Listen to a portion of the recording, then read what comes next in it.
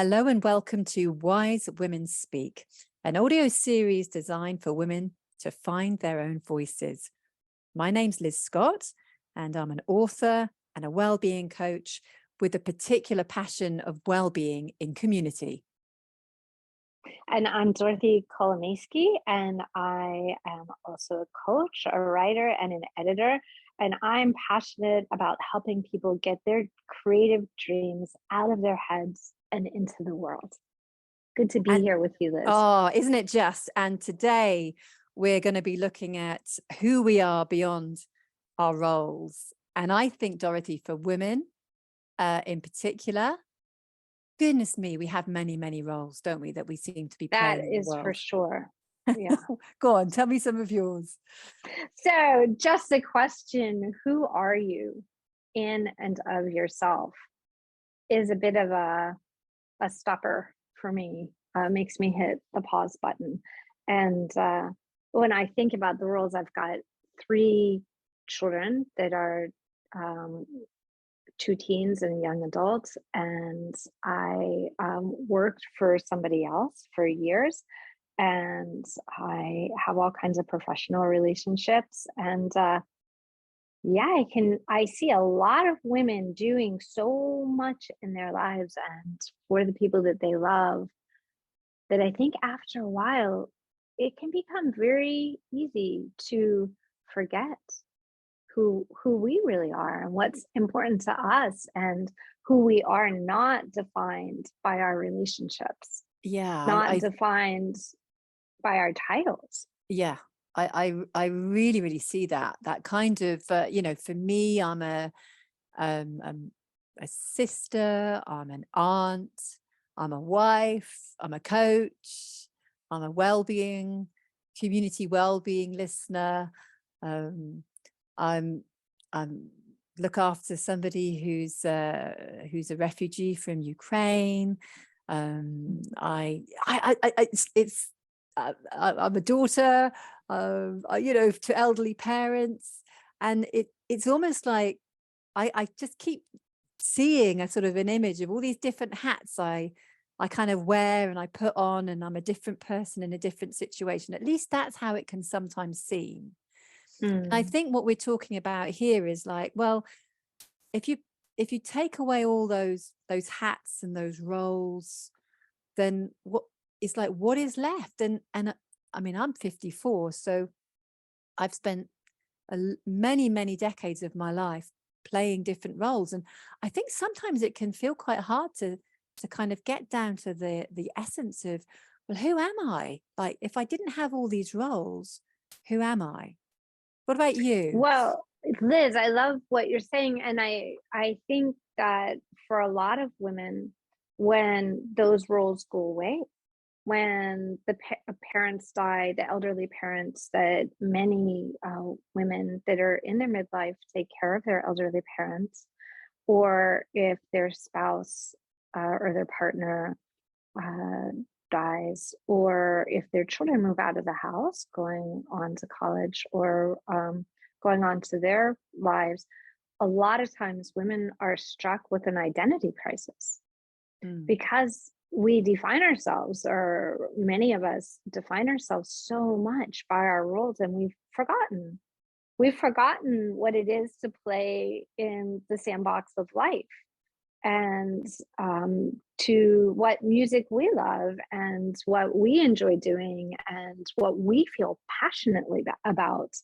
I've talked to so many women about this, and I know a lot of women are sometimes afraid of what they're passionate about. And I think sometimes that ties into not having a sense of feeling worth it, that they're enough to be able to, in and of themselves, beyond their roles, to be able to follow the thread of what lights them up and what makes life fun and enjoyable for them. Yeah, because of course, if we're talking here and we're looking at having women find their voices, having women speak, there's something about being able to speak from that well of who they are, of who we all are. And I think for me, sometimes it feels that I can feel. I mean, I've got elderly parents, for example, and I do a lot of caring for them, and sometimes I can almost feel that I don't sometimes know what that is. It's not that I'm burning to say something or I've got a passion. It's like, well, I don't really know what it is I want to say because I've spent so long being somebody else, being a Mm-hmm. character almost in a play.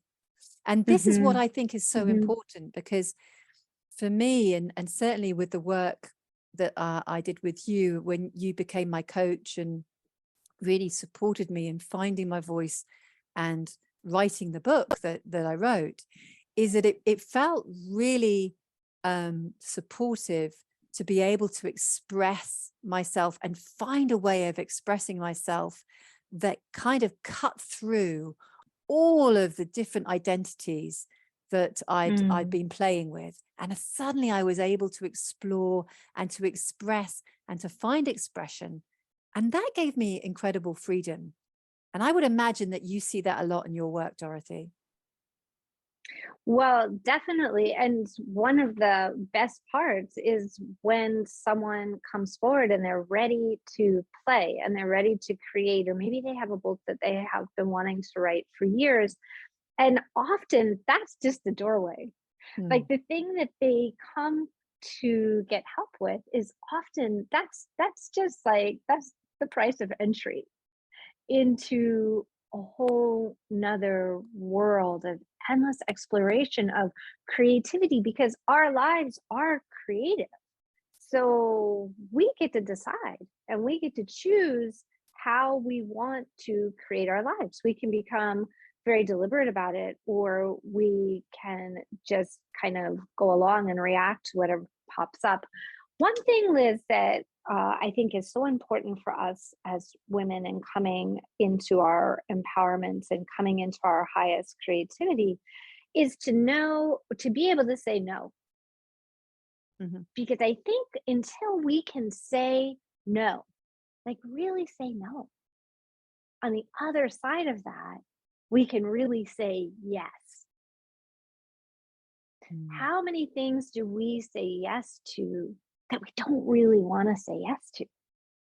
How many things do we bring into our lives that we accept or tolerate or support, even that really in our heart of hearts, if we felt like we had a choice, we would not be interested? We would say, no, thank you. I think part of coming to know who we really are in and of ourselves, beyond roles and titles and responsibilities and all of that that we carry and is with us, is being able to say no. mm. And with that, being able to say no is being able to say a real yes. So I Mm. don't know what you hear in that, Liz. Well, I think what I really am hearing for myself here is that there's something about connecting to something that is beyond and before all of these different ideas that we have about who we are.